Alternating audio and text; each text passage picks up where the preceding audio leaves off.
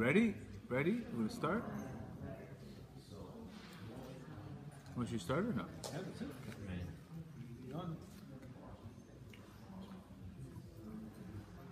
Just tell her, Nick, you got it.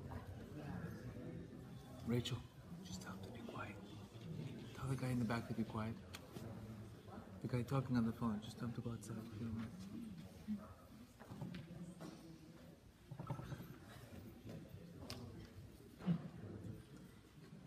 Good? You ready? Let's go. Okay, welcome guys. Welcome to the Lighthouse. Okay, let me do the sponsorships. They have me working everything today. Anonymous, in the memory of Edward David Shaul, for the Refuah Shalem of Shaul Ben Berda, Lior Gabbai Ben Michal, and thanks to me for the impact. Anonymous, in the honor of Menachem Mendel Bat Manya, for Parnasa Hel Shalom Bayit, and for Baila Ben Manya, for the Zivu, continued success of her children. Ahuva Berman, Refuah Shalema of Sipi Bar Rivka Leah, Andrea Madeo, also in gratitude for the classes, Eric and Samara Feeler. In thanks for the classes, in honor of their son Jacob Feeler, 21st birthday, Simcha Budin for Ben Smadar, in the Zechut that you should have a successful, meaningful, and happy adulthood. David Ansel, in honor of Gedalia Ben Reina, gratitude for the classes, Chumi Miller, in honor of Rabbi Yitzhak, Moshe David Shifra, Freda Ben Nechuma, and Nechuma Bat Chaya Rivka, and for Yarat Shamayim and blessings. Leah Fruchtenbler, for the salvation of her children, Halama, and Anonymous for Refuah Shalema of Miriam Bat Esther. Anonymous for in recovery Moshe Ben Chana. Anonymous in the that Hashem should help Yosef Ben Maro. They should be cancer free, and Vizrat Hashem you should have Refuah Shalema for Common Shmuel Ben Chaim Ben Akar. And Refuah Shalema of Chaya Bat Chana, Menachem Mendel Bat Sarah, and Devorah Fege Bat Rezel, and also Michael Ben Melech, success for a new baby girl. Bless Mazel Tov to Michael. Okay, guys. So we're going to talk about Parnasa 101, money.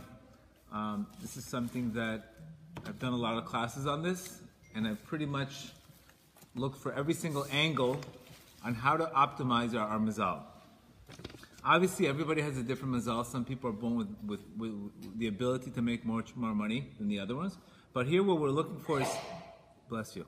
Here what we're looking for is a concept called contentment. Contentment. You know, wealth is a person who's happy with what he has. But the word here, we're talking about contentment. We're wealth. Also, to be able to also get more than what you're supposed to. Rabbi Victor Miller says that it's not that you want to pray that you want to become a billionaire. Doesn't mean God's going to answer you. It's going to answer when you have trust in God, you're going to get what you deserve. So that's the key here. We want to optimize our vessels instead of, God forbid, block them. Okay, so we're going to talk about 14 strategies on how to do this. And believe me, they all work. You have to understand that every single thing in life is a test from Shemayim. Why? Because God is hidden and God is concealed. So ultimately, everything's a test. What do you do on your good days? What do you do on your rough days? What do you do when they cancel the contract? What do you do when you do everything, and next thing you know, you can't do everything right? Those are the days that you get tested. And I've seen the greatest opportunities come from the greatest disasters in my life. Where I saw a clear disaster ended up being the best opportunity. This is the way that God made the world, in order to test us. So we need to understand that. A person has to realize he's going to get tested. And this is exactly the Parshas Haman is telling us here, that our mentality will be our reality. Your mentality will be your reality. You know, what do you look when a deal goes bad? How is your response? That is where Muna and Bitachon takes place. Can we just close the door if you don't mind? Can you close the door? Perfect. Okay. So let's start with the Parshas Haman. We know Tuesday was a propitious day to pray for Parnasa. And this is the day that they say that it's a gula for actually Haman. So, but it's not enough just to say Parshat Haman. It's you actually have to live Parshat Haman. What is Parshat Haman? What is exactly God is telling us here? So he says here, God said to Moshe, "Behold, I am raining down from you bread from heaven. Let the people go out and gather what they need for each day so I can test them." Remember that line. Money is a test. You need to understand that. You need to understand that. Without that, right away, you can completely get lost because things are going to happen. Listen, thank God I have a few businesses, and there's days that I can't understand anything, but I know that it's a test. And when I go into Emunah, that's why we're going to talk about here, that the word manhu, what is this? When the Jews looked at the man, they said, what is this? Manhu is the same value as Emunah. That means, what's going on? What is it? I don't know what it is. That's when you have to apply Emunah. So Emunah is very correlated to the man. It's a test. So here he's telling us here, I'm going to test them. Remember, number one thing about money, you need to understand it's a test. Person he could put 6 months effort in the deal, and next thing you know, he says, wow, if I have to go for another deal, I have to wait another 6 months. That's not true. That's not true. You can wait. You can make a deal in 6 months, it can fall through, and then the next buyer can buy it in a week. So we need to understand it's really the test. The test comes. Obviously, what am I getting tested if everything's going smooth? What am I doing when the deal is not going through? What am I doing when there's no business? What am I doing? What am I saying to myself? That's really what we're going to work on. Those days that the things are not going smooth, the orders are not coming in, those are the days that prepare the vessels for the next deal. So you have to be very careful when your mood, because when a person's in a bad mood, what's going to happen? He's going to say the wrong things, like he's going to say, there's no business in Miami, there's no money here, this business is dead, that business is dead. Your mindset is dead. It's not the business. But when we say those things, what are we saying? God, you're not big enough to provide for me. So when you talk defeat and you expect to win, it's pretty much impossible. You can't talk defeat. You have to talk victory. Of course, you have to have the strategy, but you can't talk defeat. Number one thing, you cannot talk defeat, because talking defeat is what? It's the opposite of Emunah. What's the opposite of Emunah? Doubt. So either you have faith or you have doubt. Very simple. You can't have both. You can't be half pregnant. Either you have Emunah or you have doubt. And we're going to talk about key factors that will open up vessels, and key factors, God forbid, that end up closing them. Okay? So remember, behold, I am raining down for you bread from heaven, so I can test you. Go gather the man so I can test you. Let's remember also another key factor. When God created us, what did he say? When he revealed this, he says, I'm the one who took you out of Egypt. He didn't just say, I'm the creator of the world. Because he wants a relationship from you. He wants you to depend on him. You can't just say, give me my money for 1 year. Don't bother me for another year. It's not what he wants. He wants the day-to-day grind, the day-to-day conversation, the day-to-day looking up to him. He wants you to depend solely on him. And you'll see in your life, you're going to get put in that position where all of a sudden, the end of the week, what's going on, the next thing you know, the deal comes through. So like I'm saying, you have to understand something very important. He wants a relationship. Okay? Because the source of livelihood, Reb Nachman says, because the source of livelihood comes from a very lofty place, what you can do with money. See, there's nothing wrong with money. It's the pursuit when people don't have money, when they lack money, what they do for it, the stealing, etc. But money itself comes from a very, very high source. That's why the Gemara says, a wealthy person has many friends. Why does he have many friends? Because people are attached to his soul. This person has a higher soul, so he attracts more people. It says, one's livelihood comes from a very lofty place. A person is tested in many ways to see if he's going to conduct his business and earnings in proper manner. In the desert, the Jews were tested daily. What happened? They would see, are you going to hoard the money? Are you going to work on Shabbat? What are you doing with the money? So it was daily tested to see what they would do. Will they depend on the man tomorrow? Or will they keep too much the one day before because they don't think they're going to have? So again, Jews are born to worry. And we need to understand what worry does to us. Worry has a dramatic effect in Shemayim. Obviously, you're a human being, you're going to worry, but at least what you could do is you could understand that you are worried, and you can try to cut the patterns. You understand? It's normal to worry, everybody worries, but you have to cut the pattern. It's one thing to say, I had a bad day, and one thing to say, I had a bad hour. It's a big difference. The guy says, how was your day? Horrible. What happened? One incident happened, the whole day's gone. But you could say I had a bad hour, but at 12 o'clock, I renewed my strength and the day began. That's what we have to do. We're going to get that bad hour, but you have to make sure that hour doesn't become a bad day. Because what happens, then you have a bad week, and then you have a bad month, and then you have a bad year. You understand how this happens? The key is to interrupt. Why? Because every single hour is different energy in the air. 1 hour could be chesed, another hour could be gevura. Every single hour has a different energy in the day, and you almost have to live like that. You have to live like that. And this is what he's saying here. The same thing, a person who wants to wish, he has to have faith and trust that God will provide for him that day. And he has to make sure that he's present, that every single day has its bracha. So again, if a person had a bad week or a bad couple of days, he can't say his business is no good. Why are you doing this to me? All of these things, what happen is they destroy trust. Trust is ultimately the key to making a vessel. Very simple. Trust, when you trust in God, what are you doing? You're attracting the blessing and what you need at that moment. It's like the law of attraction. When you trust in God, what happens? When a person trusts in God, what happens? He draws mercy to him. So God gives him mercy. Person, what's the opposite of trust? Fear. What happens when you have fear? You attract what you don't want. See, it's very simple. Either you attract what you want, or you attract what you don't want. If we know today, what is really anger? Anger is a person who lost control. He lost control. It comes from a fear. Anger is a form of fear. He's afraid of something. He's afraid he's going to lose money. He's afraid he's going to lose the deal. So he gets angry. But the anger is really fear. So the only really way to work that is really through trust. Through trust. So you have to understand, if a person has trust in Hashem, then it's less likely he's not going to get angry. But if a person has no trust in God, obviously he's going to lose it every single day. So and this is eventually we're going to talk about what are the results of those things happening. We also have to understand this. How is heaven connected? This is from Rav Noam Elimelech, and he says, when Parshas Behar, the Jews used to ask, what will we eat? What will we eat?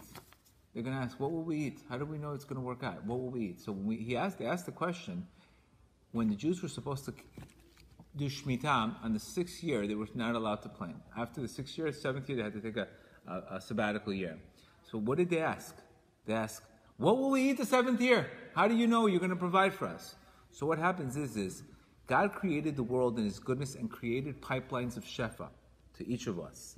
But the blessings of Shefa are ceaseless, but when a man falls from his spiritual level, what does God have to do? He actually has to reconnect the pipe. How do I fall from my spiritual level? When I start asking questions out of doubt. When I create too much worry, what's going to happen? That disconnects the pipe. So what happens? Hashem has to reconnect it. So when we worry, what do we need to really do? We need to give charity to reinstate the pipe. Because what happens when you disconnect the pipe? You don't trust. So when you don't trust, you have to reconnect it. How? What's the best way to reconnect it? Giving charity. Because you're actually giving away money. You understand? So either I'm disconnecting or I'm reconnecting. So the good thing is, anytime a person, that's what the Gemara says, anytime a person is struggling financially, he should give charity. Which makes absolutely no sense. When you're losing money, give charity. How does that make any sense? It makes no sense. But what's happening in Shemayim? You disconnected the pipe by worry. Again, you're a human being, everybody worries. But is it an all-day worry? Is it anxiety out of control? Or is it an hour? That's what we have to work out. We have to really interrupt our patterns of thinking. Remember, we are not a worrier. We have a habit of worrying. You need to understand, I am not a procrastinator. I have a habit of something. I'm a soul. But what happens, I start creating these habits. So I need to separate me from my habit. Because if you say, I am this, then you say, I'm hopeless. I can't change. Right? It's very important to separate. And how do you separate yourself from that? You have to create new habits. By saying, I trust in Hashem, reading as much as you can, every time you listen to a class. Why? Because new thinking, new information creates what? New thinking. If you have new information, you have new thinking. If you have the same information, you're going to have the same thinking. So every time you listen to a class, every time you learn something, automatically you should say, okay, it's a new thought, I should apply that thought. It's very, very important. So we always have to apply that. So that's the difference between that. So we're going to talk about 14 factors that open up your pipeline or close it. Let's talk about what a pipeline is. Pipelines are, Shefa has to come through. In Kabbalah, there's these 10 sfirot. These are the 10 sfirot. You see, it's a pipeline, very simple, like a pipe. Here's for the camera. It's a pipeline. You could probably have it at the Kabbalah Center and all these pipelines. But it's just like a pipeline. So it's not that there's a lack of light. There's never a lack of light. It's always the problem with a blockage somewhere in the sphera that a person is holding. Somewhere the energy is off or on.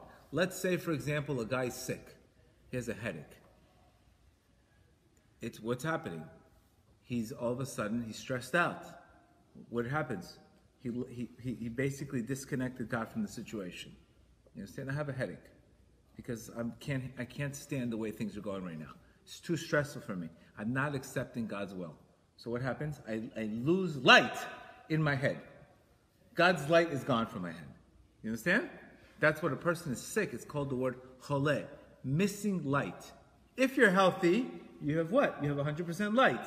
But if I'm sick in one area of my body, that area is missing light. That's why you could see today, there's many people that are having major back pains. And the emotion is due to fear, and it's connected to your lower back, your support. So it's unbelievable how God created the world, that every part of our body is connected to a different emotion, and the different thing that's affecting. So a guy can have a backache, and he's thinking he's got to go to chiropractor. Meanwhile, the problem is fear, and that's affecting his back. It's unbelievable how your body's connected directly to that. So your God's sending you a signal. So remember, we're either connecting the pipe or we're disconnecting the pipe. Very simple. Many of the best. We speak about Ray Dalio. We speak about a lot of people. The real key in life is to fall fast, fall often, and get right back up. In business, I spend very, very, very little time thinking about it. I go all in, I learn the mistake quickly, and I change. We also don't want to get into this procrastination. Is it going to work? Is it not going to work? Who's got the answer for that? So you almost want to get it over with, get into the deal, learn the lesson quickly. And through trust, you'll find the solution in that business. Sometimes I got into one business, next thing you know, led me to something completely else. But when you don't take action, right? What's the difference between faith and trust? Right? Faith is, I believe. Trust is, I do. Right? A guy could say, I believe I'm going to get married, but where's the ring? Yeah, I want to get married. I believe I should get married, but until he puts the ring on it, he's not getting married. Bottom line. So, same thing with us. Sometimes we do have these deals. We have business deals, and we're afraid to go because we're afraid of what? We're afraid to lose. What are people going to say? Maybe we're afraid that we're going to lose people's love if we fail. People, what are they going to think of us? But the key in business is you have to go right away. Go all in. Get smacked right away. Learn the lesson, and again and again and again and again. That's what's worked for me 100 times. I spend very little time thinking, because at the end of the day, I know my life is a lesson. The same thing when a person gets married. What do you think? You're guaranteed success with this marriage? You're not guaranteed, but you're going to learn on the way. Shh. You're going to learn on the way. You're going to learn on the way. There's no perfect shidduch, but that shidduch can become good if a person works it. Okay? So what are the 14 things? Number 1, taking responsibility versus escaping. Right? It's good to buy Netflix. It's not good to watch Netflix all day long. You can buy the stock, but you can't binge on Netflix. What happens what are you doing when you're binging life? What's going on? You see everything binging. Oh, look, there's a show, 7-hour binge. Or 5-hour, I can be on the beach and binge that together. Binging means I'm running away from life. What do I need to do? Approach life. That failure that I had in business, what am I supposed to do the next morning? Ask Hashem to help me. So taking responsibility draws shefa. Lack of taking responsibility, that's why when you go on a date with a guy, you ask him, how do you deal with your tough days? What do you do? What do you do in your tough days? Guy that's drinking, he's smoking to handle his problems? That's going to get really old really quick. So you want a guy to what? Take responsibility. Get up. How quickly do you get up? That's a question you need to ask. But watching Netflix all day long and buying Netflix is a big difference. Big difference. This is what Nachman says here in lesson 7. He says it here. He says, anyone who assumes the role of a provider to supply livelihood for those dependent upon him, that means the guy acts like a king. He says, I'm going to provide for you. I'm going to give you confidence. What happens? He's able to draw shefa. But, because what happens, livelihood is drawn from this concept called malchut. Again, malchut is the last vessel. This is malchut. When you talk about malchut, we're talking about the sphera of the last vessel. That's ultimately the vessel where shefa comes through. But if a guy doesn't have the vessel, what happens? He has no vessel. He has light, but he doesn't have vessel. So taking responsibility is a form to gather shefa. When a person takes responsibility, he gets married. He doesn't say, you know what, I'm afraid to get married, I'm not going to have enough money. I'm afraid to do this. He's not taking responsibility. He's not drawing malchut. He's not drawing the kinship. He's not drawing that. So he says when a husband girds himself to take responsibility for his wife and obligates himself to provide for her, as it says in the contract. What does it say in the ketuvah? I will cherish you, honor you, support you. He is granted blessing from there. So you can see these single guys that are fooling around, what they're missing out. They're missing out on businesses. They're missing out on potential. They're missing out on so much blessing that's all on escrow because he doesn't want to take responsibility. No, I can't. I don't want to deal with this headache from this Jewish girl. I'd rather with this girl. She's nice to me. She cooks me dinner. She washes my feet. Whatever you're doing, but yo-yo, what are you doing? You're missing out on the second half of your soul. Do you understand? You look for a business partner. You look for somebody to cut your nails. You want a second half of you. So what's happening is this person, he gets shchitan shemayim. Because he's not taking his responsibility. He's not doing what he's supposed to be doing by saying, you know what, I got to go look for the right girl, the second half of my wife. And that's where the blessing comes from. So that's the problem especially in Miami. Miami's, as soon as people get to Miami International, their soul goes MIA. They go MIA and their soul goes MIA. Everybody goes MIA when they come here. But because what is it costing you? You understand? What is it costing you? It's costing you your blessing. What are you doing this for? If you value yourself, you would look for the second half of your soul. If you don't value yourself, then you would continue with the nonsense. And what is it costing you? It's costing you big. Either you pay in ounces or you pay in pounds. These people are paying in pounds. So again, that's what Reb Nachman says. So by getting married, by having shalom bayit, that draws a person to have this responsibility. So taking responsibility versus escaping, we want to zoom in, not zoom out. Zooming out means no emunah. Zooming in means what's next? What do I learn from this failure in business? What do I learn from this? What can I get up and do? What's God telling me from this? That's zooming in. We don't want to zoom out. Zoom out means I'm stuck, you gave me too much, leave me alone. And you don't have no idea how much zooming out I've seen. And they're suffering in all ways. Second, patience versus anger. Very, very, very important. Again, because money is a test, shefa, money, comes from Gevura, comes from the left side, which is here. This is the left side, which is same place as anger. So money comes from the left side, which is Gevura. So because it comes from the left side, it's also going to get tested with anger. Because money and anger come from the same place. So before, Reb Nachman says in lesson 68, before a person is going to receive a deal, is going to receive an opportunity, right before that, he will be tested with some stupid test It could be tortillas, it could be this, it could be the most biggest nonsense. And you see it all the time. And sometimes it's going to come from your very own wife. So she'll put that, or your mother-in-law, she'll put it exactly where you need to hear it, so you get upset, and that's where the shafar is. So you have to understand, one breath can make you money, or it can make you lose money. Obviously, if you get a habit of anger, then obviously it's going to lead you, God forbid, to avoid a zara. So patience versus anger. Patience is breathing in, anger is venting out. So we have to know how to respond, not react. Very, very important. Money and anger, very related. Obviously, when a person's angry, he doesn't like what's happening in heaven. He doesn't like the fact that something didn't go through, but that's going to cost you big. We don't want to be in business with angry people because it's a guaranteed loss. Because there's no vessel they're going to get. 3, fear versus trust. When a person has fear, what does he do? He's chasing away his vessel. He's breaking his vessel. Why? Because whatever he fears is going to come upon him. So when you trust in God, you do the opposite. It's not that God's not there, but when you have fear over something else, God removes himself and he allows you, for that specific thing you fear, to have control over you. Let's say, for example, you fear a competitor in your business.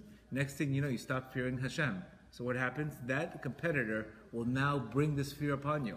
And all of a sudden, you're going to be focused on the competitor instead of focusing on God, who's providing for you. Big mistake. So fear versus trust. Trust is a vessel, fear away from the vessel. 4, emunah versus doubt. Again, the ability to bounce back quickly is emunah. When a person has a failure and he has doubt, what is he going to say? He starts losing his confidence. When you start losing your confidence, what happens? You try to oversell a customer. You seem desperate. You don't have that calm confidence that we want. When you can see when people lose their faith, what happens? They start rushing. They start becoming impatient. You can tell the salesman that didn't make a sale the whole day, she's all over you. Leave me alone. You can see she's desperate. We don't want to be desperate because we need to understand that blessing comes from Hashem. And emunah is the vessel to receive. Trust and emunah. That's it. But remember, it's not enough to have faith. You need to do. When the Jews were splitting the Red Sea, Hashem said, why are you crying out to me? Move. Take action. Stop praying already. Now it's time to take action. You're praying enough already. I heard the prayers. Now you need to take action. Same thing with, please give me my shidduch. Please give me my soulmate. Okay, she's right in front of you.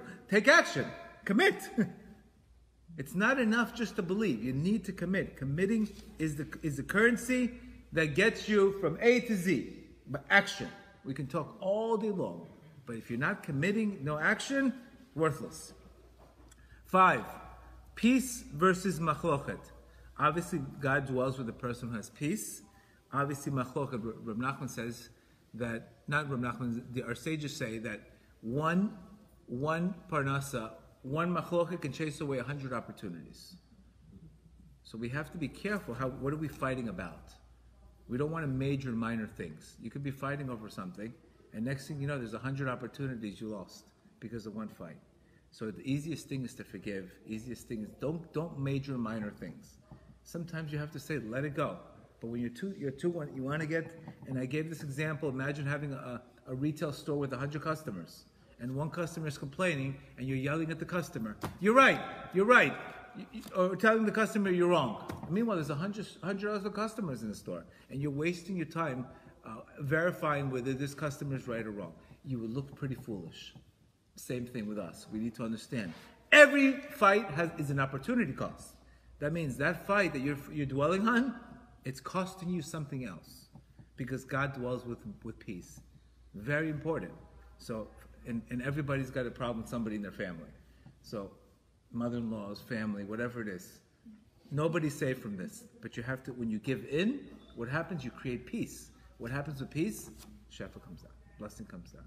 So sometimes peace, lack of peace, brings, God forbid, these problems.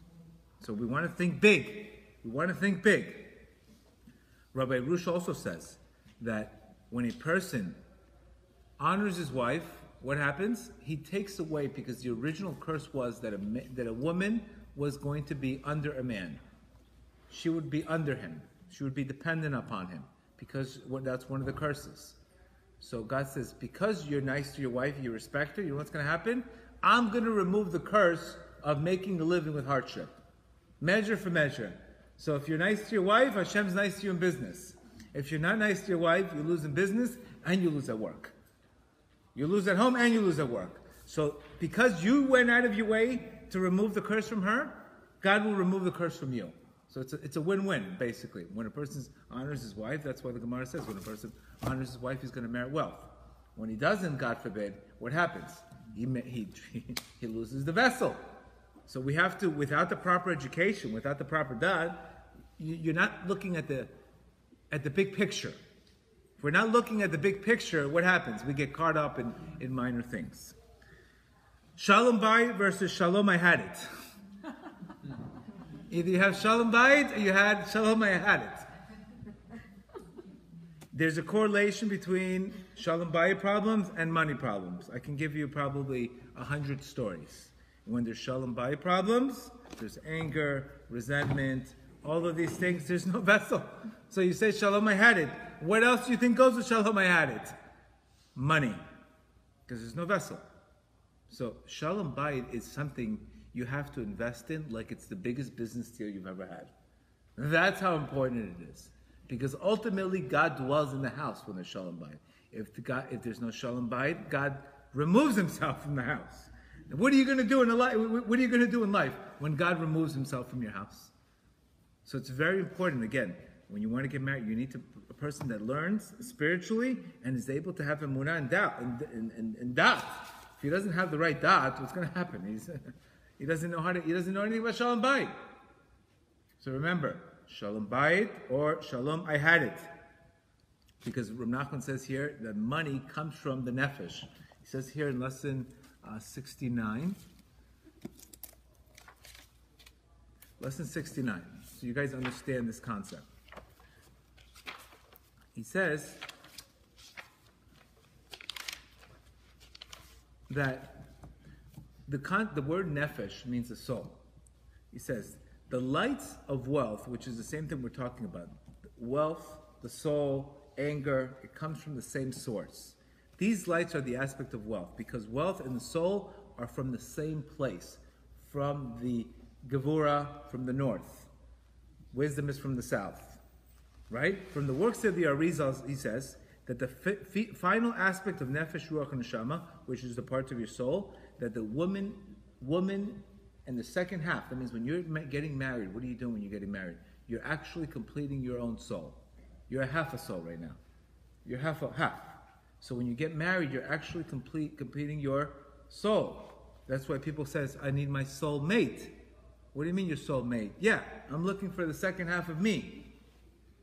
So if you're looking for the second half of you, where are you looking? Where are you looking for the second half of you? Would you want the second half of you looked in some of these places? So we want to invest in a person with love, not lust. Lust is not your soulmate. Love is your soulmate. Big difference. And again, and he says here, this is what the Gemara says, one who lives without a wife lives without a wall, lives without wealth. Because he's not going to be able to have any kind of joy, blessing. He's not going to have peace. He's always going to want the next thing. He's not going to have a wife to calm him down, to prepare for him, etc. So that's what the Torah is saying. When your person gets married and he takes responsibility and he has Shalom Bayit, that is the ultimate blessing. As this is what our sages said. Honor your wives in order that you become wealthy. Each man enters this world, comes with his prospective spouse, the amount of money he's destined to have, and the amount of children he's supposed to have. It's already planned out for you. But you do have a Yetzer Hara, but you do have free choice that I need to get to my mission, but there's a Yetzer Hara telling me, go somewhere else. So that's what we need to understand. So this is all very connected. And this is what happens, that when a man lights his wife, when a man practically makes his wife happy, what happens? Her soul expands. When a man does not make his wife happy with fear, what happens? Her soul contracts. See the problem here? When you bring worry to your house, what happens? The wife's soul starts freaking out. She's freaking out. She's afraid. So what happens? Her soul contracts, and then that affects you. So it's all related. It's all related. The relationship between a man and his wife is very much like the relationship between Hashem and the person. So the wife is really a sort of a mirror effect on what the husband should be doing. And then what happens here? When her light is completed through the money, when he's able to provide for her, then she's able to mekudeshet, which is the word kiddushim. He removes her from the negative forces of that. So remember, shalom bayit versus shalom hayadid is a big deal. Is a big deal. A person has to invest, and the only way to have shalom bayit is to have humility. Humility, being able to close your mouth at the right time. That's pretty much it, to tell you the truth. If you do that, you'll be okay. 7, charity versus greed. Person that gives charity, obviously, it's the opposite of greed. What's causing me to go crazy? What's causing me to do the extra things? Greed. I'm not happy with what I have. So when I'm giving charity, what am I doing? I'm offsetting greed. So when a person is getting too greedy, he feels like he always needs to have more. The way to cool it off is obviously through charity. 8, purity versus impurity. Reb Nachman says, and we know this from Yosef Atzadik. Yosef Atzadik represents the numerical value of 156. 156 represents the word lechem, bread. Bread is referred to our livelihood. Yosef Atzadik merited double the blessing. Why did he merit double the blessing? Because he was able to stand against Potiphar's wife. Okay? Who lost the blessing? Reuven. Reuven moved the beds. So when a person keeps the Brit, he's able to get the double portion. He gets his portion, and he gets the other guy's portion. So keeping moral purity is very connected to Parnasa. Also, we need to understand, what do klipot do? Klipot make a person have a drive. First, the guy loses the money, goes for the girl, and then he loses the money. It's very, very, very connected. And Rav Nachman says that the struggle you have to make a living is very connected to moral purity. So the more moral purity, the easier it is to make a living. Opposite also. So again, it's a choice we need to make. We need to be, one way or another, you're going to fight. Fight the right way. Okay? 9, simcha versus sadness. Simcha, Rav Nachman says that the word simcha, first of all, simcha frees your mind. If a person's practically in a problem and he has happiness, what's going to happen? He's going to be able to come up with a solution. Because God does not dwell with people who are in a state of anxiety, depressed. That means you're not going to get the answer to your problem. So simcha allows you to free your mind. From freeing your mind, you're going to find the solution to your issues. But when your mind is not free, what happens? You can't come up with a solution. Then you become a pattern of thought. So by having simcha, you're going to be able to draw shefa. Not having simcha, God forbid, you only get the little bit of it, and what happens? The rest of it goes to the other side. So it's not like his blessing is never. If it doesn't come to you, if your vessel is broken, it's not like it doesn't come to you. You get just a little bit to survive, and the rest goes to the other side. It goes to the impure forces. It goes to the casinos. It goes into all the other things. So again, we want to make sure that these are things. So when a person's in simcha, and I promise you, today's generation, it's a fight for happiness. Because of online media, because of all the things that are going on. It's a fight. There's not a day that I don't fight. And even though I'm blessed with so much, but the Yetzer Hara, depending on your level, is extremely powerful. And I tell people very simple. You don't get judged for having the negative thoughts. Your job is to struggle against them.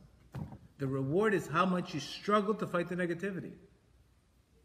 That's the reward. It's not that, don't think, I feel bad, I'm getting these negative thoughts. Everybody gets them because the negative thoughts come from Hashem. But your job is to fight it. Fight it, fight it, fight it. The amount of effort you spend on fighting it is where the reward you get. So again, don't feel bad that you get them. Your reward is to fight them. Like when you have those bad, rough days in business. 10. Extending your days versus shortening your days. Rav Nachman says in lesson 60 that the key to wealth is to extend your day. What does that mean? Practically waking up earlier, waking up with a new attitude every day. If I wake up, like I said, you know what? Today is my first day in business. Never went to business before again. Imagine if every time you prayed, you said, this is my first prayer. or every time you did a class, this is my first. That renewed energy is Keter. Anytime you say, this is my first time, I've never did this before, you get a new enthusiasm. But what happens is when you become too much of a pattern, then your days become short. What does days becoming short mean? That means you wake up with anxiety, you wake up with fear in your head, so your days are very short. Remember, our breath is an indication of wealth. When a person has a long breath, right? His breath is long. He has contemplation. A shortened breath is what? Anxiety. Anxiety, fear. That's a shortened breath. So we want to extend our breath. There are 3 things that take away our breath, right? Is what? Lust. What does the guy say? She took my breath away, right? She took your money too, right?